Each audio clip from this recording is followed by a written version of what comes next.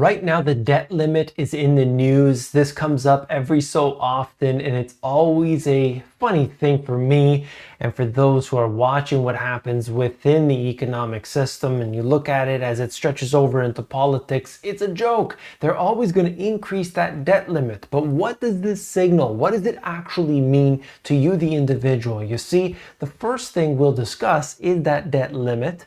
The second thing is the World Economic Forum. I'm about to link these two together along with number 3, which is the Great Reset. You've heard this term before, and I know you're probably getting a banner at the bottom of your screen warning you about this, but you have to understand what details this really brings about in the coming years. Stay tuned. Let's begin. So here it is. US will hit its debt limit on Thursday, start taking steps to avoid default, according to Janet Yellen. We continuously hear about the debt limit being reached, and there's one solution to that. We just increase the debt limit. That's right, because they need to spend more money than they did before. This always happens. It's always the case. It's just a matter of where do they apply the spending to.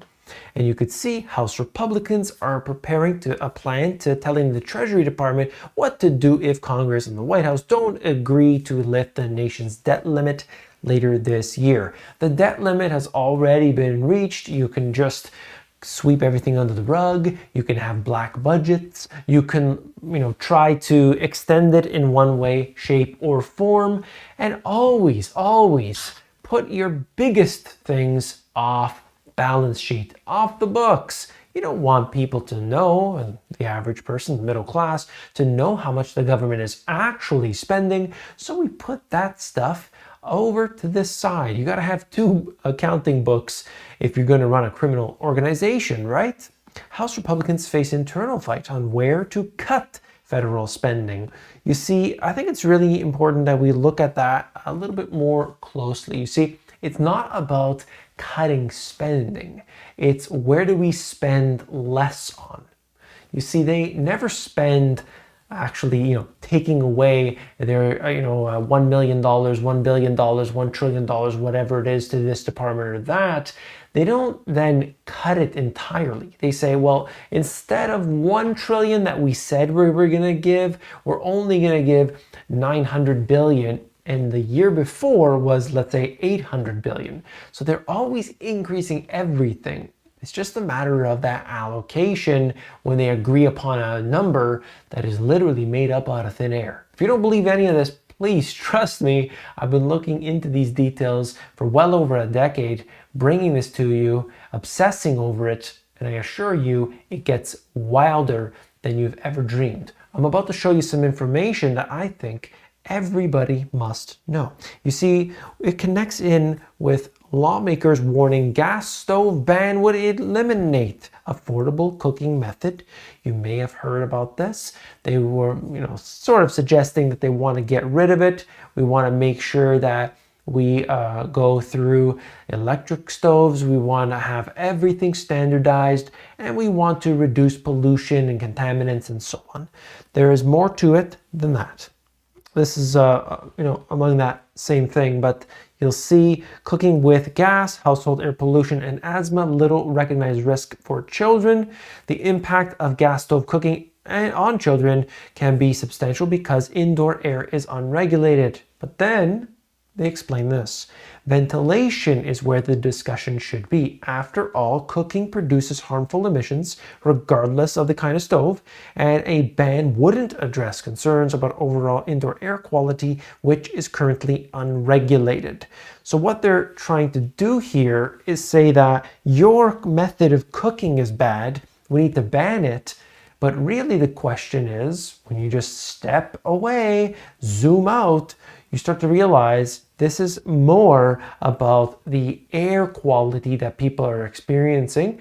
And what is the solution to that? Turn the hood on, turn the fan on, right? And open your windows. That's just the way it goes. So this is the kind of thing where we need to start asking questions. What are they actually trying to accomplish? What are we doing here? Well, it's important that we follow the money and connect the dots. And if we're not doing that, we will obviously be left unknowing, unable to determine what comes next. And I'm about to show you the World Economic Forum. Here it is. Davos confronts a new world order. Now, that just saying that, of course, got the censors triggered, but we'll go on. The World Economic Forum in Davos, Switzerland finds itself navigating troubled waters. Long the affluent symbol of a globalizing world where the assumption was more trade would bring more freedom, and now confronts international fracture, ascendant nationalism, and growing protectionism under the shadow of war in Europe and sharp tensions between the United States and China. They talk about this here and how this all integrates in with what we're seeing, the dynamics of the West versus the East. Very important stuff happening today. And right now in Davos, this is front and center because we are talking about some of the people that are part of the most elite establishments. We're talking about government officials, military, anything you can think of, any prominent company that you've heard of, they are somehow directly in this or interconnected in a way. There's another group, however, that is kind of like the World Economic Forum, but it happens even more in seclusion. Are you aware of who I'm talking about? Well, let's look here. Many consider it an older, less flashy Davos, staged annually by the World Economic Fund. The two events have a good bit in common, namely 3 WEF trustees at this year's conference. This was many years ago, by the way, this article. Klaus Schwab. Wait a second. What are we talking about? This is Bilderberg. Klaus Schwab is part of Bilderberg, and he is, as far as I'm aware, the founder, the absolute founder of the World Economic Forum. Interesting, right?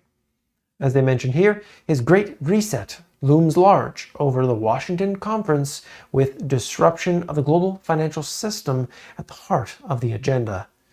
And if I'm not mistaken, this was actually from 2022, the Bilderberg meeting, which for a few years was off schedule, let's call it that, because of the shutdowns, lockdowns, and so on.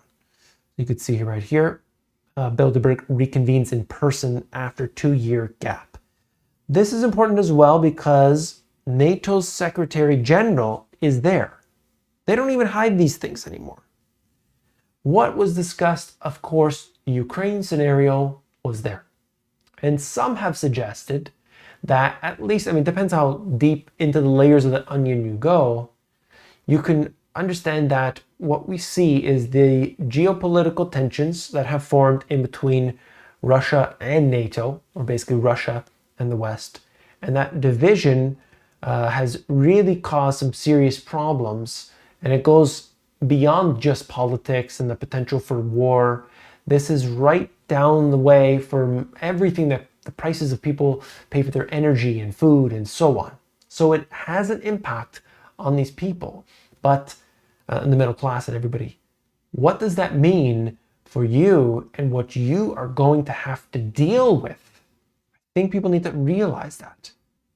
Let me just cover some more information about the Bilderbergs. Past participants have included Margaret Thatcher, who attended the 1975 meeting, former media mogul Conrad Black, Bill Clinton, Tony Blair, Condoleezza Rice, Donald Rumsfeld, Queen Beatrix of the Netherlands, King Juan Carlos of Spain, BP, IBM, Barclays, Bank of England, and every other institution you can think of that is too big to fail, mega conglomerate, all of these things. This article was actually the one that was written many years ago, 2009. Okay, and of course, all of the big tech companies all have been at these meetings, which we were told didn't exist a few years ago. Now it's just saying, well, okay, yeah, they're there and they're talking, but there's nothing going on. Well, I do believe that there has been a change over the last little while, and that has been that Bilderberg sort of had to come out into the public. And in doing so, I believe it lost some of its prominence, and now they are simply doing the same things, the same agendas, the same discussions in public at the World Economic Forum. Now, I'm showing you something that looks super small. I understand. The font is too tiny. But right in the middle of that, that's Bilderberg. And then around that circle, you can see all the people that were at that meeting. And, this varies depending on the year and so on. But they're always, the Kissingers and all of the prominent individuals you would think. They have a connection to so many other international, supranational entities, military, all of the mega conglomerates, everything. There's McDonald's in here, there's 3M, there's FedEx, there's Target, there's Gillette and Apple, all these businesses, okay? So people, one of the, let's say Google, for instance, one of the, maybe the CEO or the president or something, they go to the meeting that year.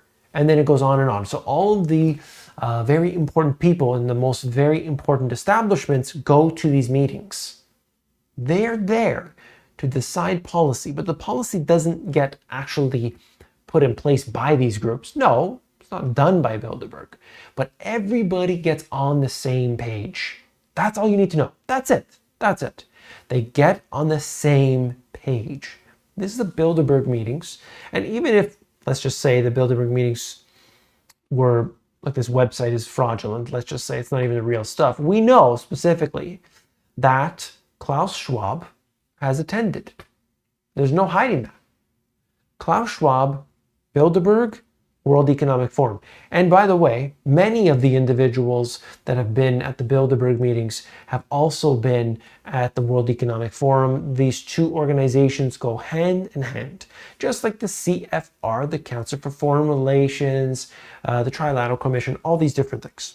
They're all connected and they all have an agenda. Cost of living crisis is top immediate risk for Davos elite. Climate is the biggest long-term threat, but fiscal space is narrowing. Countries need to work together to avoid a poly crisis.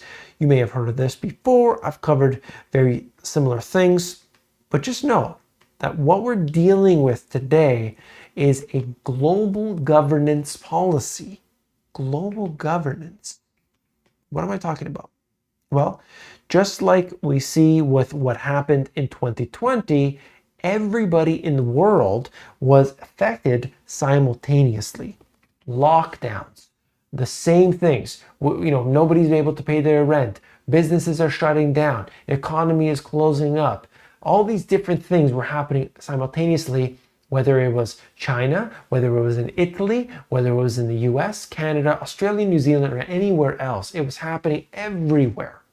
And for a lot of people, they didn't realize the connection because, this is something that it's not, you worry about your own life. It's your 9-to-5 job. It's your family and so on. All of these things happened exactly at the same time, just like during the financial crisis, where all of these financial institutions were pulled down to the ground at once. Just like we had seen with the entire stock market getting dragged down as well during, let's say, 2022. The same thing tends to occur time and time again with what we see looking at the economy. Look at the economy. Look at what goes on when you can see the inflation rates at these levels. That's what they're talking about. What is the solution to that? Oh my goodness. The solution. We need to discuss how powerful this really is. But first, when groups like the World Economic Forum and Bilderberg meet in fancy hotels behind heavily armed guards and only include wealthy and powerful people, it can be seen as unfair and suspicious. These people are not representative of the general population, so the policies and decisions made by these groups may not reflect the needs and concerns of everyday people. This can lead to mistrust in the political process and people feeling left out of important decision making. It's important for these groups to be more open and to include a wider range of voices and perspectives so that their decisions and policies are fair and represent the views of everyone affected. What was once questionable and concerning is now out in the open, yet the public is not allowed discourse or input whatsoever. This is no different than a CEO of a company deciding every aspect of the mailroom. This top-down policymaking is dangerous and unforgiving. For most people, they are too busy to worry about it, but that's what I am here for, to talk about it. Now, let's go into the next aspect. School lunch, eggs, and airfare. Why inflation soared for 10 items in 2022. They break down each one. You can look at that and realize, my goodness, the prices have gone up for different reasons. You can see UK's poor have seen highest rent increases in the last decade. It's not the people at the top that are worried. It's not the 0.001% that's worried. No, it's everybody else. This was sent to me by a subscriber. You can look at it, the breakfast index, an index comprised of the reported cost of bacon, bread, coffee, orange juice, eggs, milk, and sugar. And yes, it is at a record high. Now, that might not be my breakfast, but I think you get the point. It's an index of food. You put that together and you can see that people are getting crushed. What, my friends, is the solution? Spit it out, Money GPS. Come on. Beetle burgers could soon reach mass production, helping to feed the world. Mixed with sugar, the beetles supposedly taste just like real meat. They could also become alternatives to sausages or chicken nuggets. That's right, you don't have to eat whatever McDonald's is feeding you, filler and soy products. You can now eat beetles. Okay, so what am I talking about here? Well, let me just explain.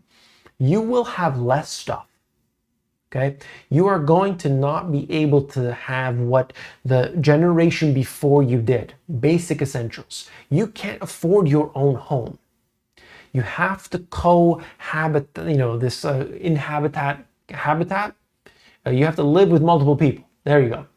You have to go in a situation in which, you have to work multiple jobs. You have to eat the bugs. You have to be used to living with less. There are times in which you're going to have ups and downs, but the general direction that they are pushing us into, remember, they are doing this. They are pushing us into this direction of down. Less stuff, higher costs. Your wages do not keep up.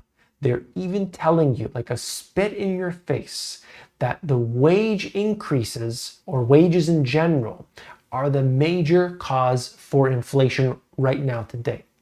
It is absolutely sickening for me to see that when it was the central bankers and the stimulus effect coming from the government pumping out trillions upon trillions of dollars, more money created in a short period of time than all in the past before it.